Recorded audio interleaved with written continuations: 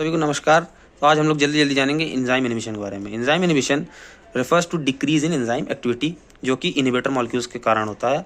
Inhibitor molecules drug, toxins और poisons हो सकते हैं जो मॉलिक्यूल बाइंड करते हैं एंजाइम की एक्टिव साइड से और उसे उसकी एक्टिविटी को ब्लॉक कर देते हैं।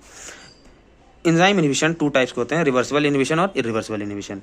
रिवर्सिबल इनहिबिशन में एंजाइम नॉन कोवेलेंटली बाइंड करते हैं एंजाइम से और उन्हें रिमूव किया जा सकता है। इरिवर्सिबल इनहिबिशन में जो इनहिबिटर हैं वो एंजाइम से कोवेलेंटली बॉन्ड करते हैं और अल्टर कर देते हैं एंजाइम की एक्टिविटी को। इसे सुसाइड इनहिबिशन भी कहा जाता है।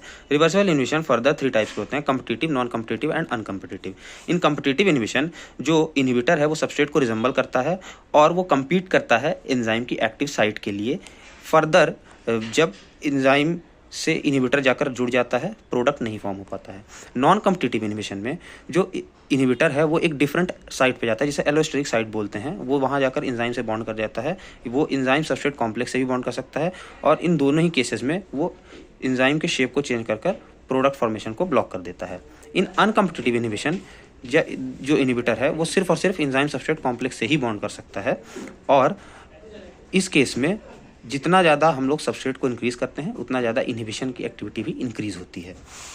फर्दर अगर हम लोग बात करें, मैक्स रेट ऑफ रिएक्शन को कम्पिटिटिव इनहिबिशन अफेक्ट नहीं करता है, लेकिन माइकलिस कांस्टेंट की वैल्यू इंक्रीज़ होती है।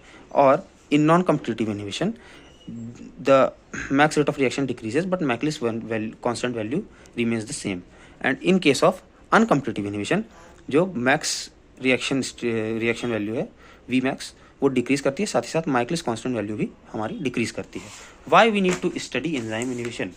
सो we need to study enzyme inhibition because it is used in pharmaceutical and medical industries, and also it has other uses such as developing insecticides and herbicides. Thank you.